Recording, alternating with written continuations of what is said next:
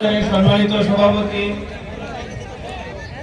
বালুকার মাটি ও মানুষের নেতা ফখরুদ্দিন আহমেদ বাচ্চু সাহেব, উপস্থিত দক্ষিণ জেলা বিএনপির যুগ্ম আহ্বায়ক রুহুল আমিন মাসুদ সাহেব এবং বিভিন্ন সংগঠনের নেতৃবৃন্দ, বালুকাবাসী, আসসালামু আলাইকুম। প্রিয় ভাই বোনেরা, আজকে আমরা ভালো নেই। যে নেত্রীকে দেখে আমরা বড় হয়েছি, যে নেত্রীকে দেখে আমরা রাজনীতি করেছি, উনি আজ অসুস্থ।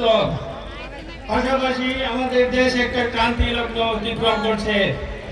এই ক্রান্তি লগ্নে আমাদের সামনে একটা নির্বাচন। এই নির্বাচন আমাদের ভবিষ্যতের জন্য খুবই প্রয়োজন। আপনার এলাকার উন্নত যদি করতে চান, আপনার শক্তিশালী নেতৃত্ব প্রয়োজন হবে।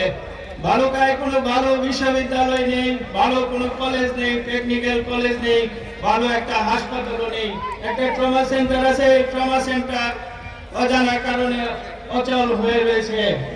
আমাদের শক্তিশালী নেতৃত্ব, আমাদের দাঁড়িয়ে শীষের প্রার্থী ফখরুদ্দিন আহমেদ বাচ্চু সাহেব, উনি একজন কর্মঠ, উনি একজন কর্মী বান্ধব নেতা, উনি একজন জনদরদী মানুষ।